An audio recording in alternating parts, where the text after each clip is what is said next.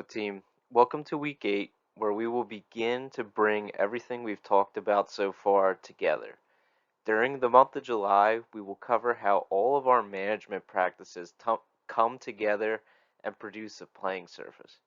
Before we do that, we have to cover some basic concepts regarding turfgrass disease. So, when you see a patch of grass that doesn't look right, the cause of this stress is either going to be biotic or abiotic. Your biotic stressors are other living organisms impacting the health and competitiveness of a desired species.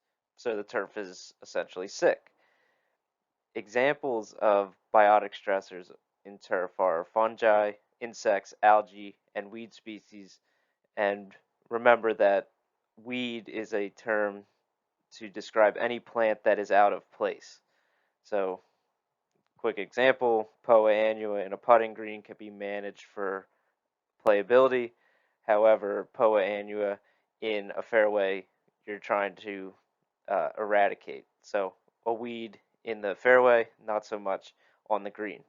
Okay, so the majority of the observed stress you're going to see in turfgrass is caused by abiotic stressors, which are the non-living factors that impact plant health.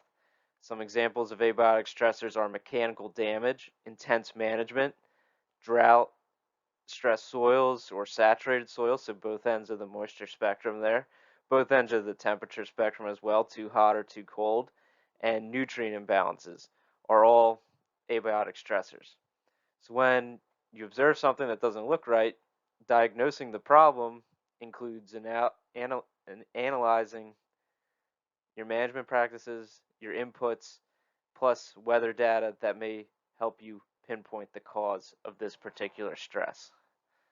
What makes disease control complicated is the combination of both biotic and abiotic stressors working together to reduce plant health.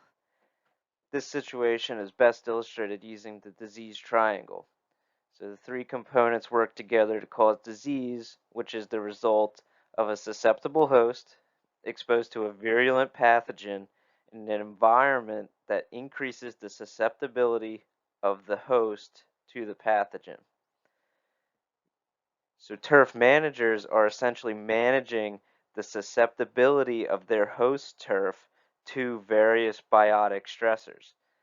And you can think of susceptibility as a spectrum between complete resistance to a pathogen or certain turf death caused by the same pathogen. So the issue is this: the cultural management practices necessary to achieve a playing surface on a golf course decrease the turf's natural ability to resist disease. So just by managing a putting surface alone, we're increasing that turf's susceptibility to disease. Therefore, the environment on a golf course increases plant susceptibility to pathogens.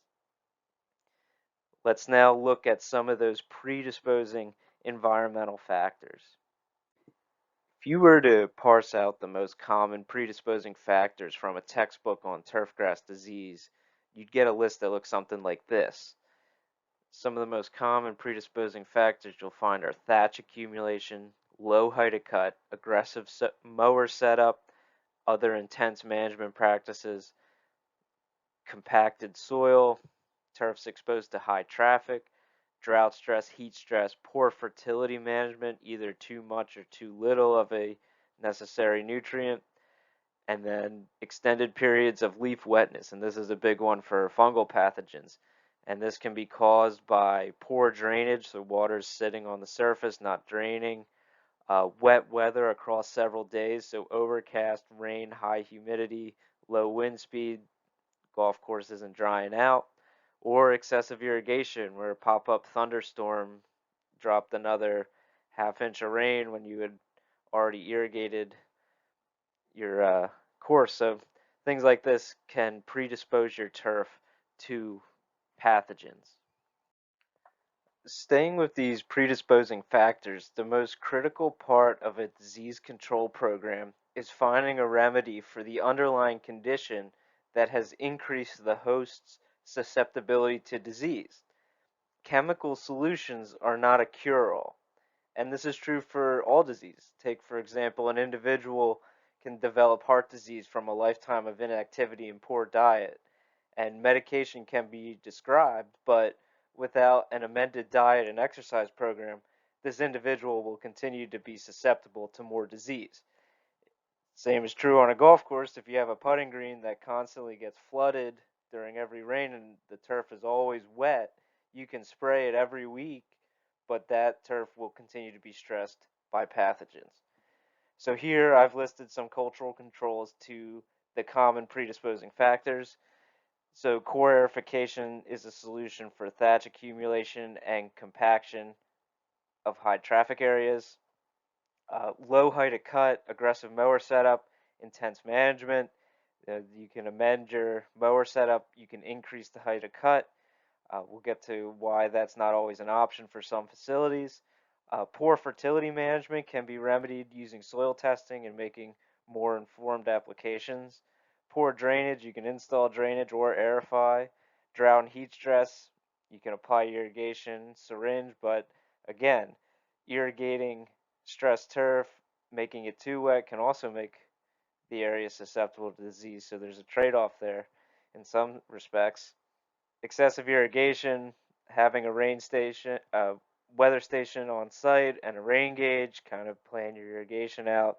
That's very, I don't think most people irrigate too much on golf courses anymore. And then extended periods of leaf wetness, dew removal in the morning, get the turf as dry as possible as soon as possible, and also fans can be utilized to increase air movement around a certain area. So these cultural controls will improve the host's environment and therefore facilitate the host's ability to tolerate a pathogen. Unfortunately, there are some considerations that prevent immediate action. For example, timing. It's difficult to execute large-scale drainage projects in the middle of summer without impacting play, so you're restricted on when you can do certain things. There's budget constraints for projects, and then player expectations and their tolerance to playability fluctuations. So the member expectations are where your chemical program is going to come into play and how you time your cultural practices. Chemical control consists of two categories, preventative and curative. Two questions can be asked to determine whether an area should be treated preventatively or curatively.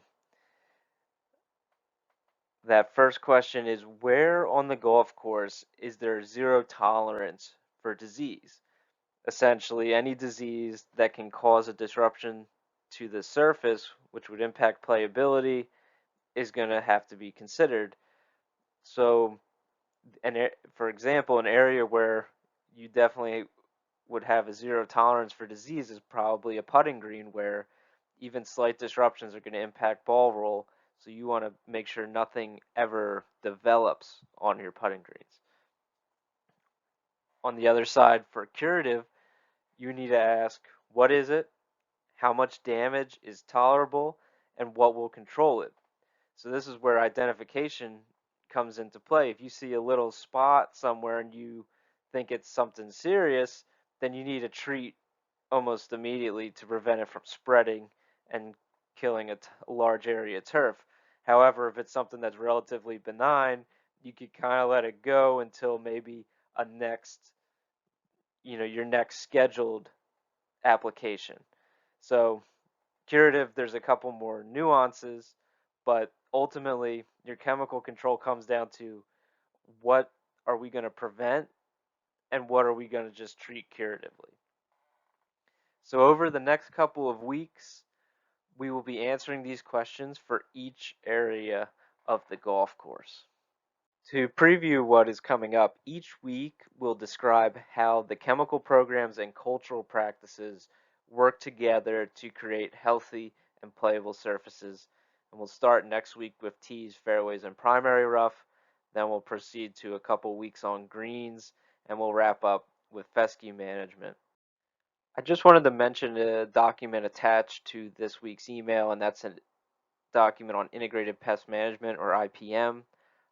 over the next couple weeks, when I describe the chemical programs for each of the areas, I'll just be drawing from information from this document. So give it a read this week. But two of the more important concepts that I'll be referring to a lot are the monitoring scouting.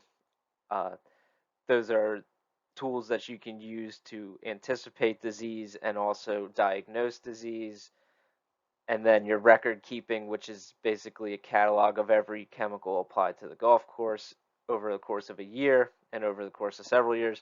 So these are some things that will be useful to understand moving forward. Another document contained in this week's email is chemical selection and use. Two main points from this document are: always read the product label. Any information you could ever need to know about a particular product, whether that be application rate, target, pathogens, things of that nature, all can be found in the product label. A couple abbreviations that you'll commonly find when you look in labels or throughout any other research on chemical control are FRAC, IRAC, and ATRAC. These just stand for fungicide, insecticide, herbicide resistance action committees, and these are organizations that produce content that are going to help turf managers and anyone who uses these chemicals prevent resistant pathogens. So when we break down each area of the golf course, there's different resistance management practices that we employ, and we'll be going into those further. But the foundation of those resistance practices are developed by these committees. And that's going to do it for today. Let's have a great week.